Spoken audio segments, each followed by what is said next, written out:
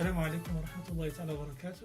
Mes chers élèves, bienvenue à notre exercice concernant l'ensemble N. L'exercice dit déterminer les nombres pairs et les nombres impairs parmi les nombres suivants.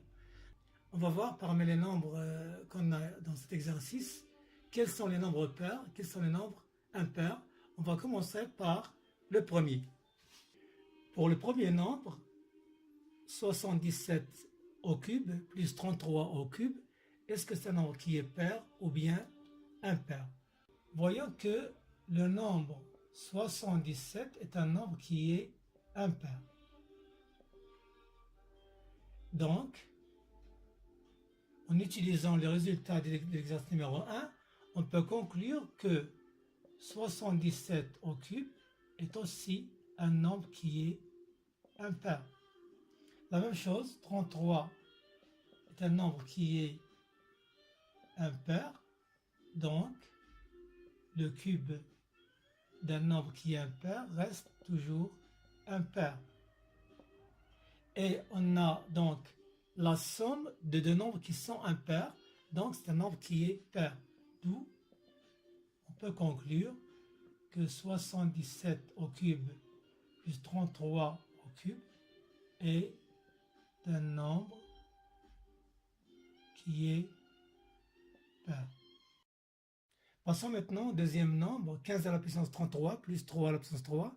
Est-ce que c'est un nombre qui est pair ou bien impair?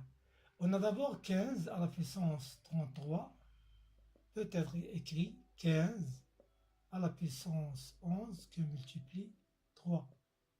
Donc c'est le produit de 11 par 3, qui peut s'écrire 15 à la puissance 11, le tout à la puissance 3, la puissance d'une puissance. Puisque on a 15 à la puissance 11 est un nombre qui est impair, alors vous avez 15 à la puissance 11 à la puissance 3, ça reste un nombre qui est impair. D'autre part,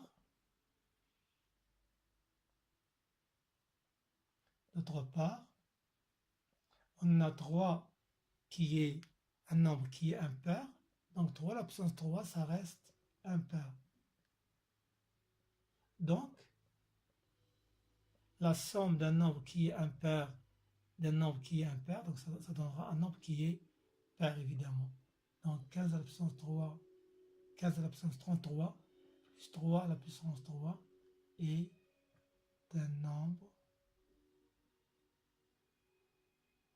qui est pair, et cela termine la nature du deuxième nombre. Bon, maintenant, passons au troisième nombre, 491 plus 493. Est-ce que c'est un nombre qui est pair ou bien impair? Vous le savez déjà, parce que c'est facile. Vous avez ici un nombre qui est impair, donc 491 est un nombre qui est impair. Évidemment, il n'est pas divisible par 2. Et pour le nombre 493 est un nombre qui est impair. On va dire ici, d'où 491 plus 493 est un nombre qui est pair. Passons maintenant au quatrième nombre, 11 à la puissance 3 moins 6 à la puissance 3. Est-ce que c'est un nombre qui est pair ou bien impair? On peut se rappeler la chose suivante. Si vous avez A et B, deux entiers naturels, avec A supérieur ou égal à B. Alors, quelle est la nature de A moins B? Donc, ça reste la même chose comme la somme. Si vous avez A et B ont la même parité, alors la différence avec la condition A supérieur à B, A moins B reste toujours un nombre qui est pair. Si vous avez A et B, même parité. A pair et B pair, A impair et B impair. Si vous avez A et B n'ont pas la même parité, alors la différence sera un nombre qui est impair. Évidemment, la condition qui diffère ici de la somme, c'est que A supérieur ou égal à B pour que A moins B sera toujours un entier naturel bien défini. Donc, on peut utiliser ce petit rappel pour déduire la nature de 11 à la puissance 3 moins 6 à la puissance 3. On a le 11 est impair. Un nombre qui est impair. Donc, 11 à la puissance 3 reste impair, comme on vient de le dire dans l'exercice numéro 1. Le 6 est un nombre qui est pair. Donc, le cube de 6 reste un nombre qui est pair. Et puisqu'on a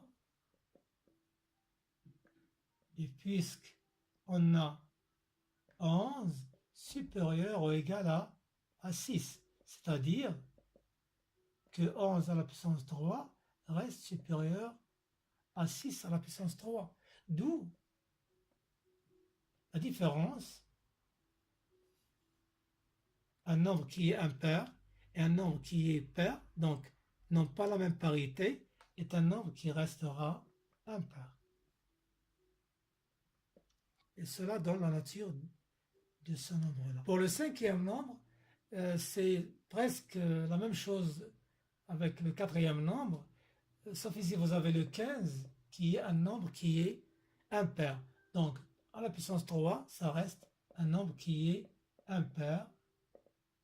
3 à la puissance 3 aussi reste impair. Pourquoi? Parce que vous avez le 3 qui est impair. Le cube, c'est un nombre qui est impair. Toujours pour revenir à l'exercice numéro 1 qui démontre ça d'une façon générale. Donc, on a 15 à la puissance 3 moins 3 à la puissance 3 est pair. Pourquoi? Parce que les deux nombres sont de même parité, impair, impair, et vous avez le 15 supérieur à 3, c'est-à-dire que le 15 à la puissance 3 reste supérieur à 3 à la puissance 3. Donc la nature de cinquième nombre, 15 à la puissance 3 moins 3 à la puissance 3, c'est un nombre qui est pour le nombre, le sixième nombre, 731 qui multiplie 432. Ici, vous remarquez bien que vous avez le produit de deux nombres. Je vous rappelle la chose suivante, que si vous avez A et B, deux entiers naturels, que peut-on dire de leur produit? Ou bien que peut-on dire de la nature de leur produit? Si vous avez A et B, deux entiers naturels, si l'un des deux nombres est un nombre qui est pair, forcément on a le produit, un nombre qui est pair. Donc, vous pouvez le voir, si vous avez A est égal à 2K par exemple, on multiplie par B, ça reste 2 qui multiplie KB. Donc, c'est un nombre qui est toujours un nombre qui est pair. Donc, si l'un des deux nombres est pair, alors le produit est toujours pair. Donc, on a A pair, B pair. A pair, B impair, B pair et A impair. Il reste le quatrième cas, ça veut dire quoi? Si vous avez A qui est impair et B qui est impair, qu'est-ce qu'on aura? On aura pour le A 2K plus 1 qui multiplie le B qui sera aussi un nombre qui est impair. En faisant distributivité, donc vous avez 2K, 2K', c'est 4K',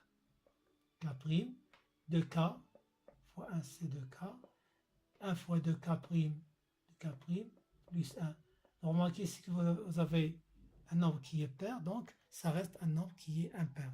Donc si l'un des deux nombres est pair, alors le produit est pair. Si les deux nombres sont impairs, alors leur produit est un nombre qui est impair. Dans notre cas, vous avez 731 impair, 432 pair. Donc, vous remarquez bien que l'un des deux nombres est pair. Alors, le produit des deux nombres sera un nombre qui est pair. Passons maintenant au septième nombre. Le nombre 88 à la puissance 3 plus 53 à la puissance 3.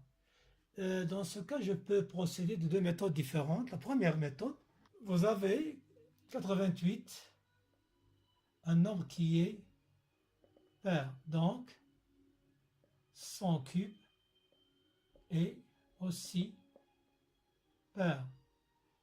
53 est impair. Donc, le cube de ce nombre reste impair.